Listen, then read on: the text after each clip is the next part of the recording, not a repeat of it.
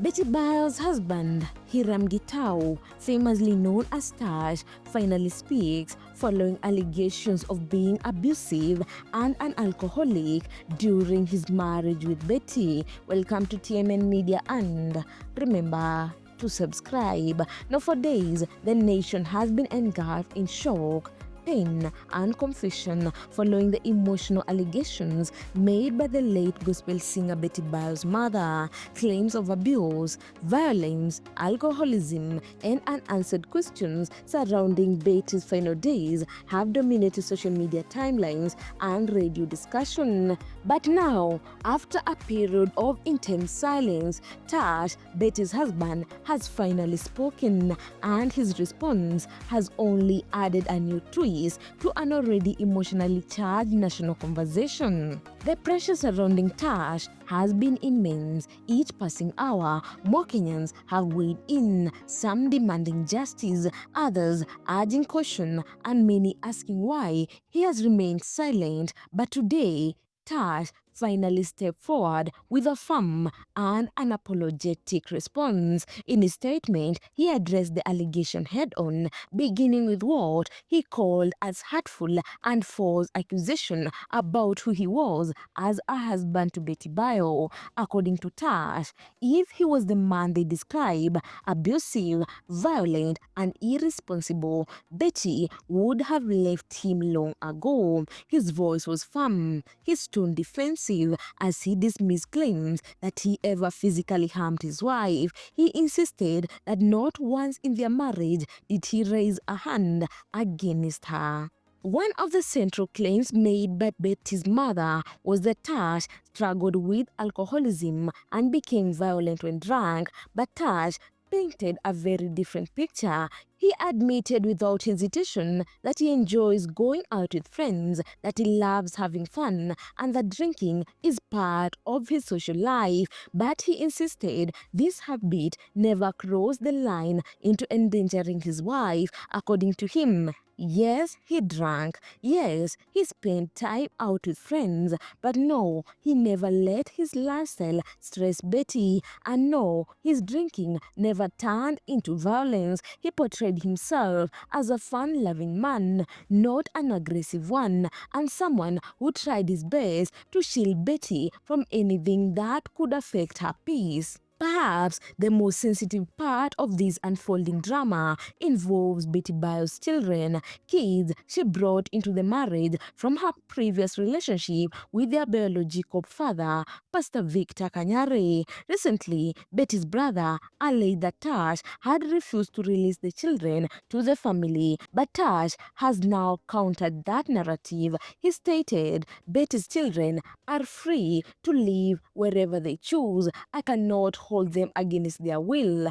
He emphasized that he had never prevented the kids from living with their grandmother, their aunt, or even their biological dad. According to him, any claims suggesting otherwise were distortion designed to paint him as controlling. He further stated that he was fully prepared to step aside and allow the children to be raised by whoever the family deemed fit. Another unexpected revelation in Tash's response came when he addressed concern about Betty's property and belonging. Rather than claiming ownership or fighting over the asset, he announced that he is ready to surrender all of Betty Bayo's properties. He acknowledged that her two children are the rightful heirs. He does not want anything that belonged to Betty Bayo. This announcement has sparked another wave of debate online, with some Kenyans seeing it as an honorable gesture, while others suggested it was a strategic move to win public sympathy. But Tash remained clear and consistent. Everything that belonged to Betty Bayo, I will give it to her children. I want no conflict. Perhaps the most emotionally loaded part of his statement was directed at the grieving mother.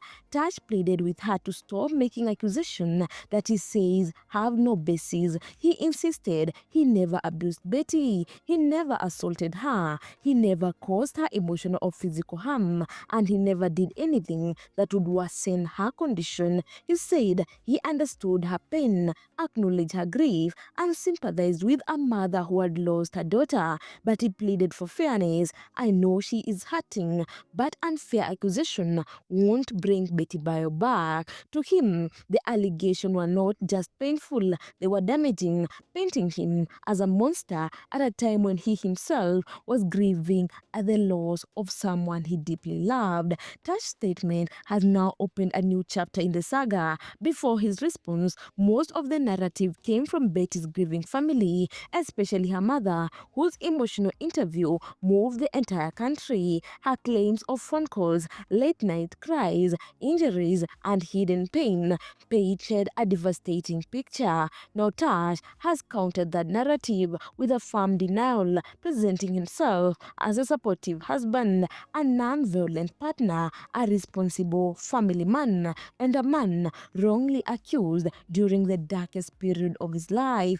Kenyans are now deeply divided. Some believe the mother, her raw emotional felt plea, her pain visible, her words heartbreaking. Others believe Tash, his calm tone and willingness to surrender everything suggested a man with nothing to hide, and many more are saying we may never know the full truth.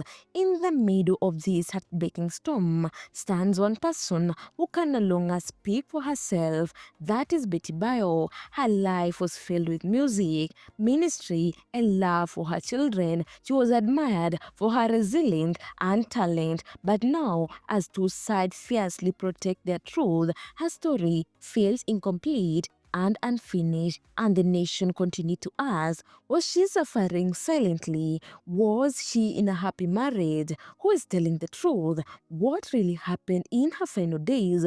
This question linger, haunting the public and dividing opinions. With both sides now having spoken, Kenya finds itself in the middle of an emotional national debate, one that touches on sensitive issues like domestic violence, blended families, grief, reputation, public judgment, and the hidden struggles behind happy marriages.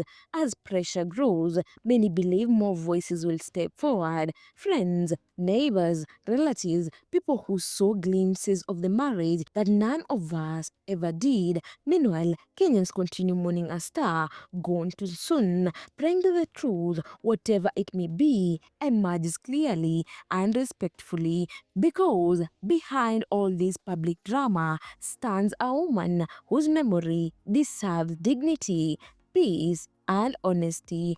Guys, if you like this video, make sure to subscribe, like, and comment down below. Also, don't forget to hit the notification bell so that you get every new video once I upload it.